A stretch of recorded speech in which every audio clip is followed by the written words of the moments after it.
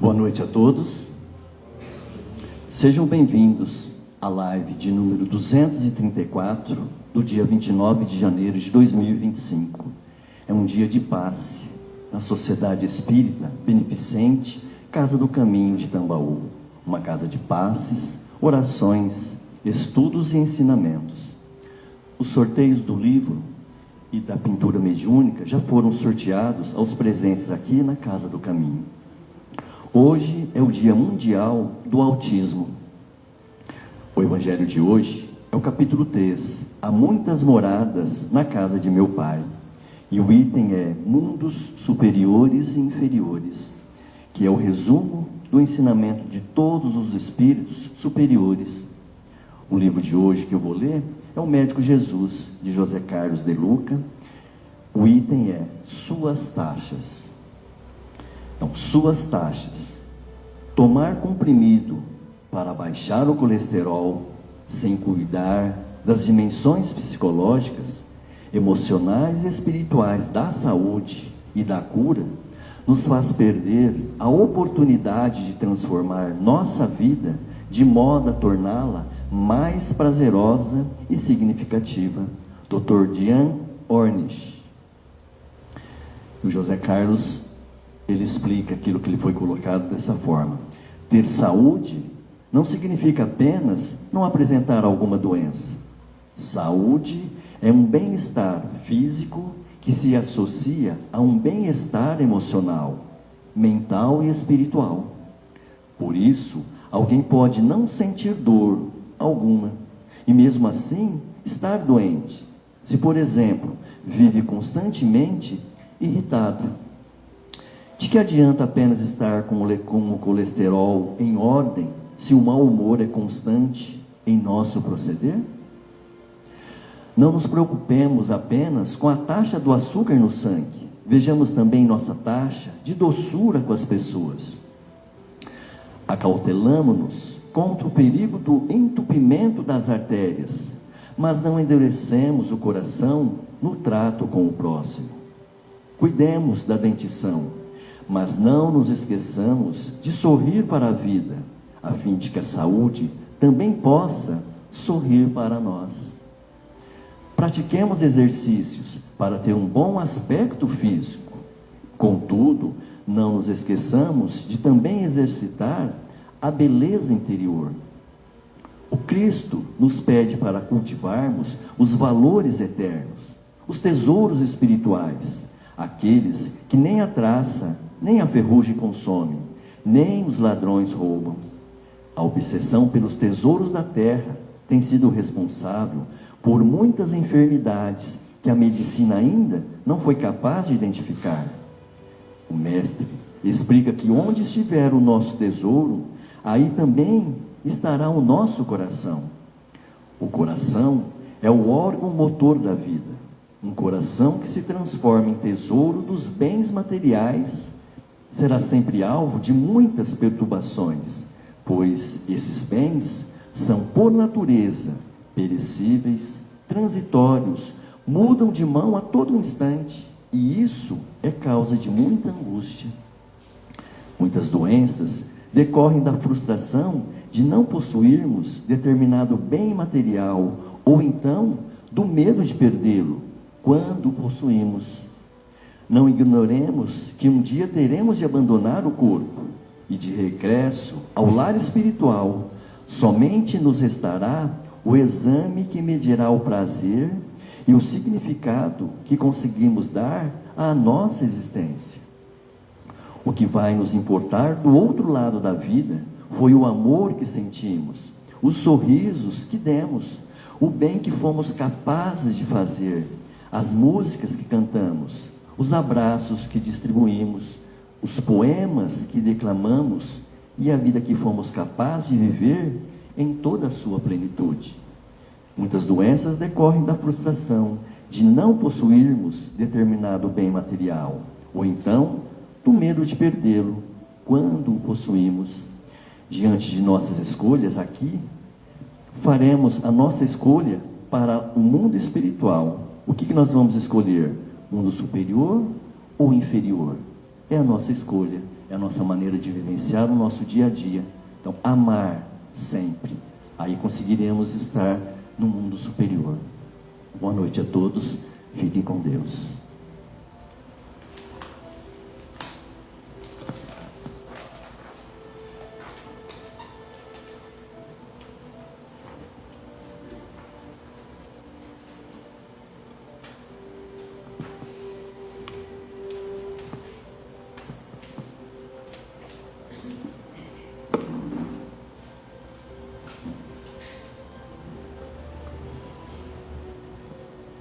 Só que, boa noite a todos. Só que eu pulei o mundo superiores e inferiores. Então nós vamos explorar o mundo de provas e expiações, mundos regeneradores, e depois no final a gente faz a síntese dessas diferenças, dessas pequenas nuances entre esses diversos mundos. Então hoje, nós vamos falar sobre mundos de expiações e de provas. E os Espíritos começam assim, num caso específico, Santo Agostinho. Que vos direi dos mundos de expiações que já não saibais? Pois basta observeis o em que habitais. Ou seja, basta nós darmos uma olhada, fazermos um overview no nosso plano, no nosso país, no nosso mundo, para ter uma noção do que venha a ser um mundo de expiação e provas. Vamos trabalhar isso. A superioridade da inteligência em grande número dos seus habitantes indica que a Terra não é um mundo primitivo, destinado à encarnação dos espíritos que acabaram de sair das mãos do Criador. Aqui um parênteses. O princípio inteligente evolui através das formas desde o reino mineral. Reino mineral, vegetal, animal. Então, da atração, passando pela sensação, pelo instinto, chegando ao raciocínio, ao desenvolvimento do pensamento contínuo, à percepção do eu sou. Neste momento, onde há essa transição, é que o princípio inteligência individualiza e passa a se denominar espírito. Essas primeiras encarnações, nessa fase de transição, é que acontece nos mundos primitivos. Estágio esse que a Terra, nosso planeta, já esteve e já passou. Ok? As qualidades inatas que eles trazem consigo, eles nós, né? Constituem a prova de que já viveram e realizaram um certo progresso. Mas também numerosos vícios, a que se mostram propensos, constituem o índice de grande imperfeição moral. Ou seja, nós estamos no processo do despertamento da nossa consciência, desde o início, da percepção do eu sou, a defesa das nossas necessidades, dos nossos interesses pessoais, a manifestação do nosso ego, do nosso egoísmo. Nós evoluímos gradualmente para a elevação da nossa sensibilidade.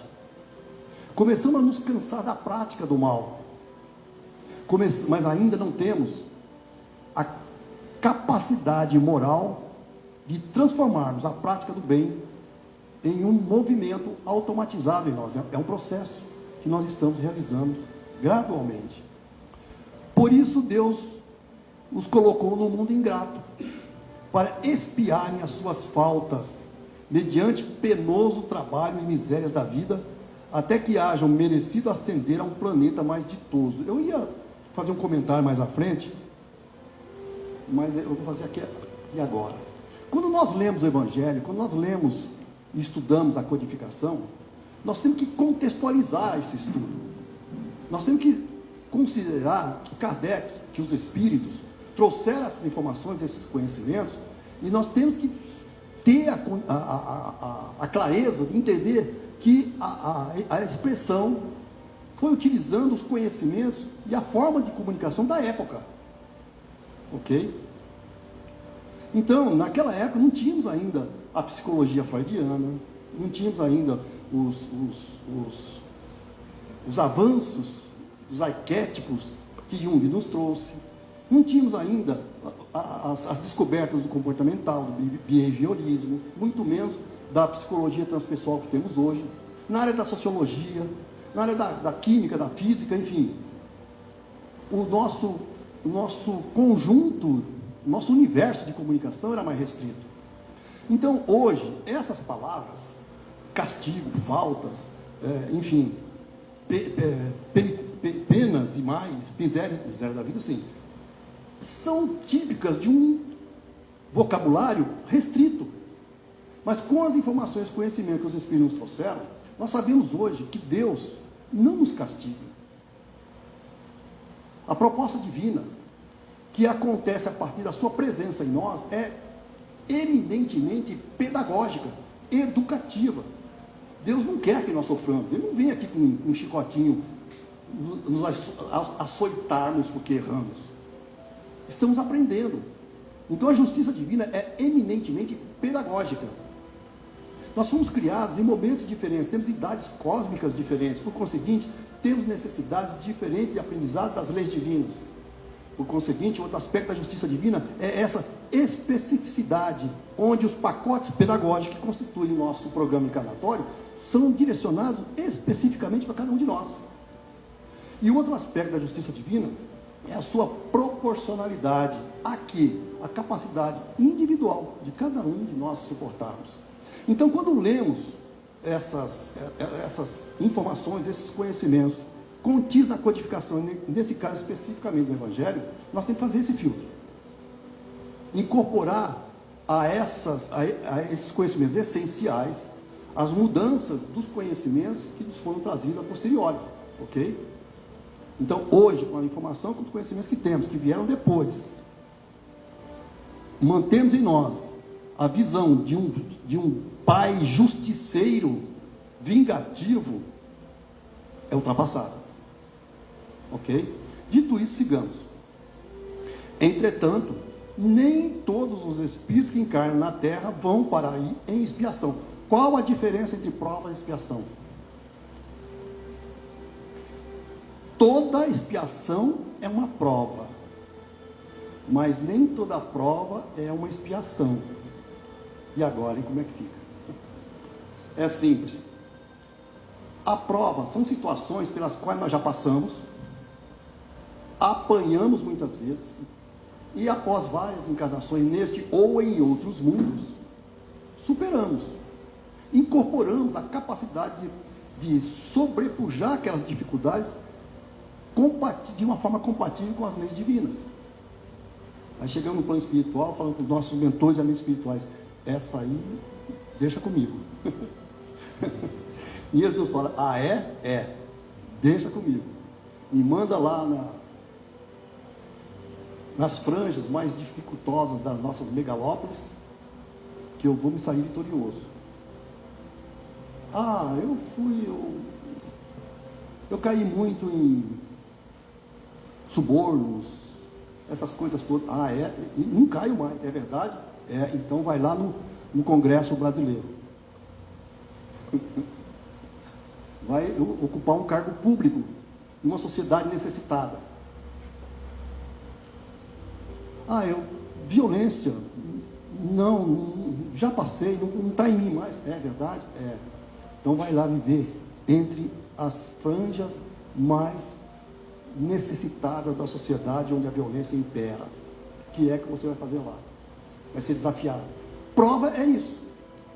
Ou seja, é a oportunidade que o espírito tem de avançar.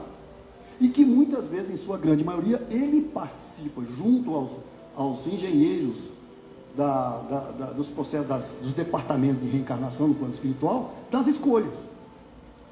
Percebe a diferença? Expiação, não. Expiação é a necessidade perante as leis divinas que vem com o remorso, o arrependimento. Vejam só, remorso, arrependimento e a regeneração. É o que nós já comentamos aqui. A dor e o sofrimento não redime. Ele apenas alerta quanto à necessidade das mudanças, das transformações. E quando ofendemos, quando ferimos a lei divina, ela nos coloca frente a frente com a nossa consciência e nos mostra a necessidade da reparação. E como é que essa reparação acontece? Como a lei divina está escrita em nossa consciência, questão 621 do Livro dos Espíritos, ok? Nós mesmos começamos a trabalhar em nós a necessidade dessa mudança. E aí vemos, como auxílio do plano espiritual, o desenho daquelas situações, daquelas encarnações, que vão nos colocar de forma limitada frente às situações que nós precisamos passar. Tipo,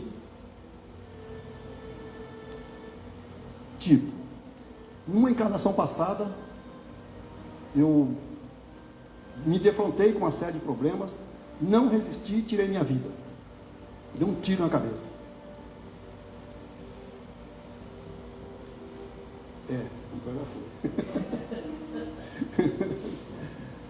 O que acontece? Destruir meu cérebro físico, que é um instrumento de manifestação da minha mente. Essa destruição fica gravada na minha mente. A mente não é uma manifestação cerebral. O cérebro é um instrumento da mente, que é um corpo do espírito. Ok? Como esse ato está registrado mentalmente, ou arrependimento ou remorso é registrado, e vem então o quê? Com essas deficiências mentais que vão ser drenadas no meu corpo físico, na forma de oligofrenia, idiotice, por aí vai. Debilidade mental, enfim, nos seus diversos graus. Me envenenei, tomei veneno. Todo o meu processo gástrico é afetado. Ou seja, o registro dos danos que eu causei em mim, no meu corpo físico, estão em minha mente, estão em meu perispírito. Como o perispírito é a protoforma do corpo físico, quando nós estamos moldando o novo organismo físico, essas deficiências, esses registros vêm sendo traduzidos na nova forma física. E aí eu venho com essa limitação. Expiação. Tirei a vida de muitas pessoas. Fui um líder sanguinário. Via de regra, vai voltar com situações de extremas limitações. De extremas limitações. Tem um caso de um garoto de 10 anos, estava na época de 10 anos, surdo, cego e mudo. E sem os braços. Foi levado para Chico Xavier. A mãe desesperada, os pais desesperados, por quê? Porque estava tendo um problema nas pernas e os médicos estavam querendo amputar as pernas. E pediram, em desespero, o que poderia ser feito? O plano espiritual é uma bênção. Esse irmão que aí se encontra, nas últimas 10 encarnações, atentou contra a vida. E hoje, dispondo da capacidade da locomoção, ele estava procurando um lugar alto para se jogar. A amputação das pernas para esse espírito é uma bênção, porque importa que ele fique um pouco mais de tempo na carne para processar essas situações. Isso é expiação. Isso é um exemplo de expiação. As raças que chamais selvagens, outro termo, meados do século XIX, é assim que se denominavam as diversas etnias. Hoje nós sabemos que raça é só uma, humana. Não tem raça negra, raça amarela, raça azul, raça vermelha, raça branca. Raça humana. O que nós temos de diversidade no nosso planeta, em termos humanos, são as etnias. Ok? Eu vou ler como estava, mas interpretem dessa forma, como sendo etnias. As raças aqui chamais selvagens são formadas de espíritos que apenas saíram da infância e que na Terra se acham, por assim dizer, em curso de educação, para se desenvolverem e vir em contato com espíritos mais adiantados. Solidariedade de todas as criaturas. Vêm depois as raças semi-civilizadas, constituídas desses mesmos espíritos em via de progresso. São elas, de certo modo, raças indígenas da Terra, que aí se elevaram pouco a pouco em longos períodos seculares, algumas das quais hão podido chegar ao aperfeiçoamento intelectual dos povos mais esclarecidos. Ou seja, não são situações que sofrem uma mudança abrupta. É um processo gradual, crescente, ok? Não são grandezas discretas, ou seja, 1, 2, 3, não. É 1,0001, 1,002, assim por diante. Imperceptível muitas vezes. Os espíritos em expiação, se nos podemos exprimir dessa forma, são exóticos da Terra, olha só. Exóticos de outro lugar, de outros mundos, como nós já vimos. Já viveram em outros mundos, donde foram excluídos em consequência da sua obstinação no mal e por ser haverem constituído em tais mundos causa de perturbação para os bons. O que significa isso? Castigo? Retrogrador? Não. Não é castigo e não é retroceder.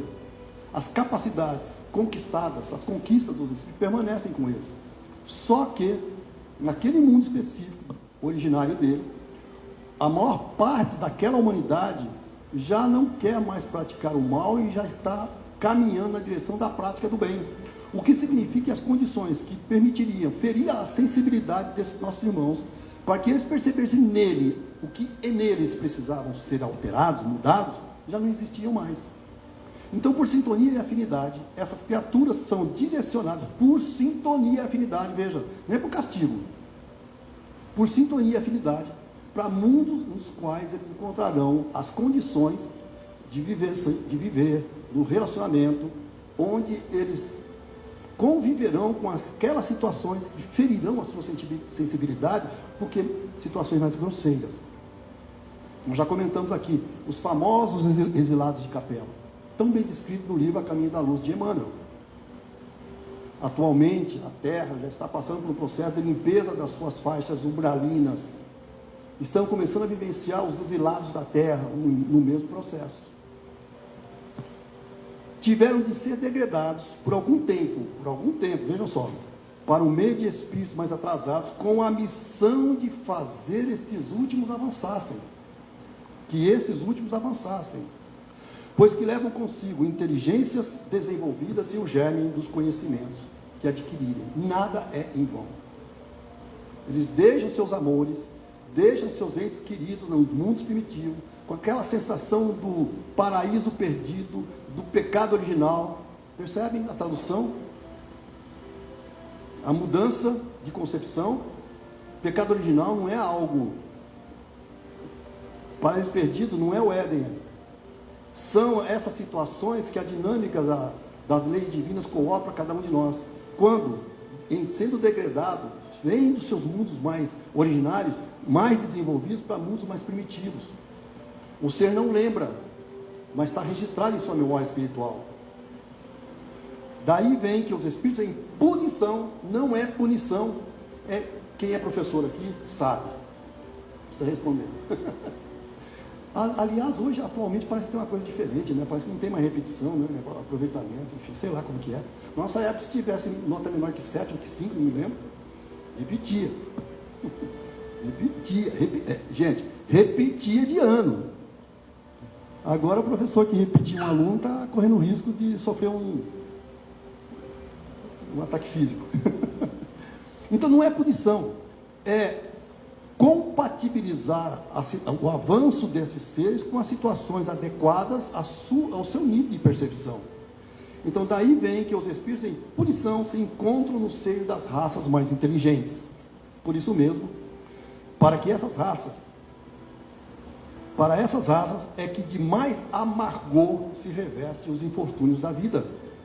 É que há nelas mais sensibilidade, sendo, portanto, mais provadas pelas contrariedades e desgostos do que as raças primitivas, cujo senso moral se acha mais embotado. Olha, nós estamos aqui em Tambaú. Muitos de vocês nasceram aqui, eu vim de fora, mas muitos de vocês nasceram aqui, viveram aqui, se sentem pertencer a Tambaú. Imagine que, por circunstâncias da vida, vocês precisem sair daqui e morar numa situação muito diferente de Tambaú. Mas muito diferente no sentido negativo, de que vocês nesse novo lugar, nessa nova situação, não se adaptam. Essa tranquilidade daqui não vai existir, tranquilidade relativa, não é? O trânsito é muito pior, é muito mais intenso. Há um nível de segurança, a qualidade dos serviços prestados, esse negócio de você ir num cartório, num poupa-tempo daqui, num poupa-tempo, não é? Daqui, pegue um poupa-tempo daqui de... Tambaú tem, né? Pegue um poupa-tempo de Tambaú, de Santa Rita, compare com um de Campinas, de São Paulo. O deslocamento, de repente, eu moro na Estrela, eu saio da Estrela para vir para cá, estourando 15 minutos. Em 15 minutos eu não saio da garagem de casa lá em São Paulo. Não saio da garagem. Acesso aos serviços mais básicos. A locomoção para ir numa escola, para ir no trabalho, para ir no mercado, enfim. Tem quem goste. Perfeito. É sintonia e afinidade. Mas nós, que tivemos uma infância, uma juventude, o início de maturidade, numa situação de maior tranquilidade relativa, vamos estranhar. É mais ou menos isso. É mais ou menos isso que acontece com esse tipo de mobilidade, de mobilização, de uma falange de espírito de um mundo mais evoluído do mundo primitivo. Não estou falando que Tambaú é mais evoluído do que São Paulo, ou vice-versa. Okay? Estou apenas mencionando as diferenças que nos afetam na nossa dinâmica de vida. A Terra, consequentemente, oferece um dos tipos de mundos expiatórios cuja variedade é infinita. Ou seja, a Terra não é o único mundo expiatório do universo, muito menos da nossa galáxia. Só lembrando, né, nós temos cerca de 400 bilhões de estrelas na nossa galáxia.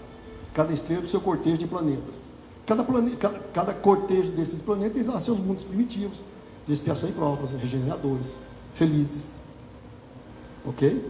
Então, somos apenas um. Esses espíritos têm aí de lutar ao mesmo tempo com a perversidade dos homens e com a inclemência da natureza. O processo evolutivo de um planeta e da humanidade que o habita ocorre de forma simultânea. O nosso planeta já foi mais difícil de albergar a vida. Ele foi sendo moldado, ele foi se moldando a vida que nela existia. E gradualmente, esse processo de transformação continua. É o que nós vamos ver depois em mundos inferiores e mundos superiores. À medida que nós vamos nos elevando espiritualmente, ampliando a nossa capacidade de sensibilidade, ampliando a nossa capacidade de amar, a natureza também vai cedendo, vai se moldando a esse outro nível de vibração e de amor. Vai se tornando mais estável. Os ciclos vão se tornando mais estáveis. É o que acontece nos mundos superiores. É assim que Deus, em sua bondade, faz que o próprio castigo, ou seja, a sua lição de aprendizado, redunde em proveito do progresso do espírito. Algumas diferenças.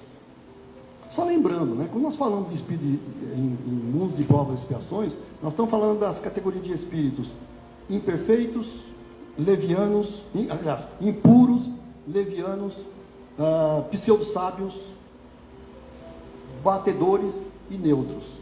É aquela terceira ordem de espíritos. Impuros são aqueles onde o mal, ou melhor, o nível de ignorância é mais acentuado. Ignorância em relação às leis divinas. Os levianos são aqueles, eles não tem mais no nosso planeta, né? São aqueles que não levam nada a sério, que brincam com tudo, com as coisas mais sérias. Os pseudo-sábios são aqueles que manifestam ou querem manifestar um nível de saber superior ao que realmente sabem, orgulho. Os batedores, na realidade, não se classificam como uma categoria de espírito, porque qualquer espírito pode se transformar num espírito batedor. Por exemplo, na época da codificação, foi utilizado isso. Com as irmãs Fox, nos Estados Unidos, com as mesas girantes na Europa. E os neutros são aqueles que já não querem, já se cansaram da prática do mal, mas ainda não conquistaram a capacidade moral da prática do bem. E lembrando que para sermos bons, não basta não praticarmos o mal. Importa que nós não pratiquemos o mal, que evitemos todo o mal que estiver ao nosso alcance e que pratiquemos o bem. É a fronteira. É nessa fronteira que muitos de nós estamos. Então vejam, algumas características dos mundos habitados exclusivamente por espíritos impuros, ou seja, aquela primeira escala, aquela primeira classificação de espíritos. Nesses mundos, o egoísmo reina com soberania absoluta. Gente, é o reino da fera. E arrasta consigo o ódio, a inveja, o ciúme, a cupidez, a morte. Fomos assim, há alguns milhares de anos atrás, e os resquícios disso ainda estão muito presentes em nós. As paixões desencadeadas e sem freio. Algum nível de freio nós já colocamos nessas paixões, mas ainda muitas vezes se manifestam de forma desenfreada. Naquela época, o estado moral, no último grau de embrutecimento, isso também no nosso mundo já houve um certo alívio, digamos assim. É viver a vida animal em toda a sua brutalidade. Nada de laços sociais, porque cada um não vive e não age senão para si e para satisfazer os seus apetites grosseiros. É difícil imaginarmos estarmos vivendo um mundo como esse. Mas já vivemos. Mas e hoje, não é assim? Ainda é, mas houve muita transformação. Nós não podemos, de forma leviana, comparar o mundo atual, a nossa sociedade atual, com o que vivíamos e praticávamos na Idade Média, por exemplo. Costumes realmente bárbaros, para ficar alguns séculos atrás. Né? Nem imaginarmos um pouco antes, alguns séculos antes de Cristo. Agora, o que acontece quando, neste mundo, muitas das criaturas começam a elevar a sua sensibilidade, mas ainda com o predomínio dos impuros? O egoísmo é sempre o móvel principal das nações, mas os costumes já são mais brandos, a inteligência mais desenvolvida. Gradualmente viemos conquistando novos conhecimentos. Descobrimos o fogo, inventamos a roda, inventamos a agricultura, a escrita. Isso para ficar lá 4 mil anos atrás. Agora estamos pesquisando as partículas subatômicas, né? O processamento quântico, a invenção de novos materiais muito mais leves e mais resistentes do que o titânio, do que o diamante. Estamos entrando numa outra fase em termos... Essa semana nós tivemos aí o estudo da bolha da inteligência artificial. Né? Então, num ritmo alucinante de novos conhecimentos, de novas tecnologias. As classes mais elevadas nesse cenário têm consciência da sua superioridade, mas não o bastante para compreenderem o que lhes falta em moral. Daí sua tendência à escravização das classes inferiores e de raças mais fracas, de novo o termo raça, né? Que tenham sob seu jugo. Em todos os casos, haverá luta sangrenta, luta de extermínio, porque são dois elementos que têm interesses opostos. Para proteger os bens e as posses, serão necessárias leis, mas essas leis serão ditadas pelo interesse pessoal e não pela justiça. O forte as fará em detrimento do fraco. Mas vejam, entre esse estágio e o anterior, já houve uma evolução. Um terceiro estágio, que a humanidade terrestre está começando a entrar, é quando ainda temos seres humanos de todas as classes da terceira ordem, mas o número de espíritos bons começa a aumentar. A legislação se torna mais humana e mais equitativa. A caridade cristã não será para todos uma letra morta. vendo a ascendência da virtude sobre o vício, e não tendo nem a força e nem a vontade de praticá-la, os maus procurarão fazer piada, parodiá-la. Tomam-lhe a máscara, daí a hipocrisia, tão numerosa em toda a sociedade, onde a civilização é imperfeita. É o nosso mundo hoje. O que acontece nesse caminhar? O nosso contrato social começa a ser alterado. Para vivermos em grupo, nós estabelecemos um contrato social, que é um termo cunhado por Jean-Jacques Rousseau, aliás, com um livro nesse nome, o contrato social. O que significa isso? Para vivermos em sociedade, nós temos que ceder parte da nossa liberdade e, ao mesmo tempo, usufruir daquilo que, em grupo, isoladamente, nós não conseguiríamos. Para isso, nós formamos aquilo que é denominado contrato social, que tem diversas formas. E nós vivenciamos diversas formas.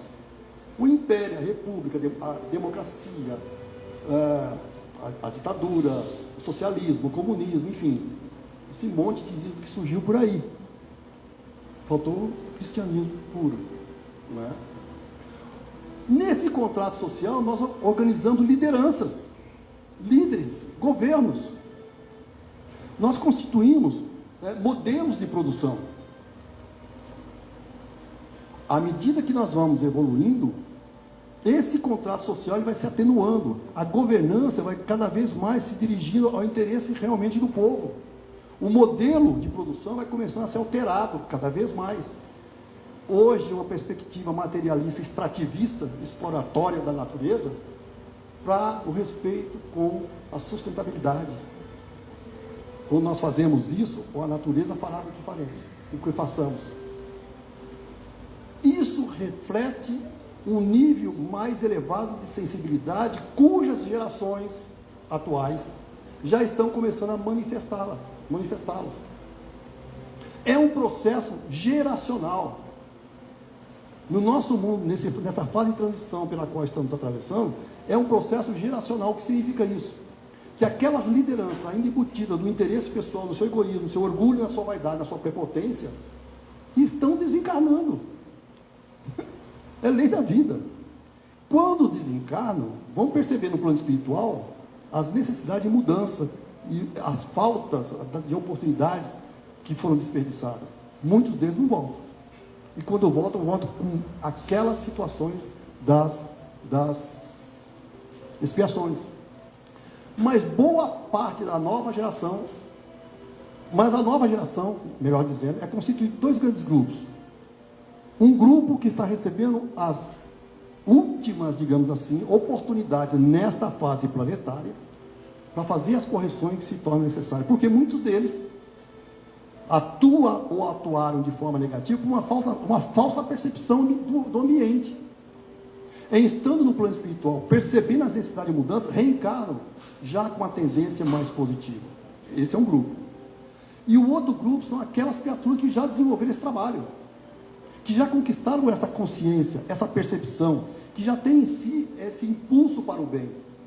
E esses serão os futuros líderes que estarão direcionando o processo da transição planetária.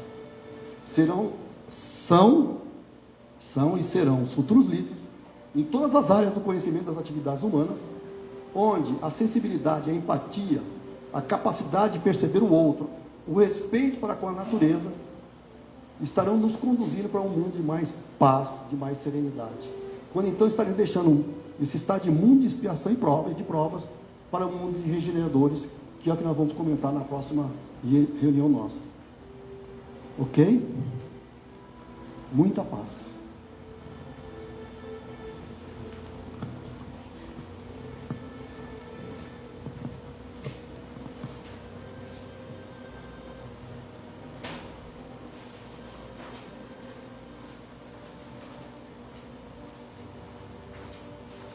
Pai de infinito amor, Mestre Jesus, receba, Senhor, a nossa gratidão por esse acréscimo de vossa misericórdia em permitir que os nossos irmãos maiores tenham trazido a nós a bússola a nos guiar nessa trajetória de transição. Se conosco, Senhor, e aclara-nos a mente, abranda-nos o coração, no sentido de buscarmos no interior de cada um de nós o trabalho profundo a ser realizado. Que tenhamos a plena consciência de que essa transição acontece no imo de cada um de nós. Auxilia-nos, Senhor, para que a semente do amor que constitui a nossa essência por Tua bondade e misericórdia flua, aflore em ondas que espajam ao nosso redor a beleza, a bondade, a indulgência, a misericórdia, a fraternidade, a caridade. Que consigamos, com o desabrochar dessa flor de luz, iluminar as nossas sombras, compreendendo-nos e aceitando-nos, mas decidindo por continuar adiante, em trazer à tona a essência do ser espiritual, teus filhos que somos. Que plantemos, que decidamos, de uma vez por todas, atenuar a nossa existência, compreender o que quisesse dizer com o jugo suave e o fardo leve, que estão alicerçados na lei do amor, da fraternidade. Que descubramos em cada oportunidade que a vida nos oferece as chances das transformações que se fazem necessárias. Que nos lembremos permanentemente, nas palavras do nosso irmão, que somos seres espirituais, jornadeando no nosso planeta, no aproveitamento das oportunidades que muitas delas pedimos, Senhor. Fortalece em nós a obediência e a resignação para que possamos sair vitoriosos dessa oportunidade abençoada. Obrigado, Senhor. Que assim seja.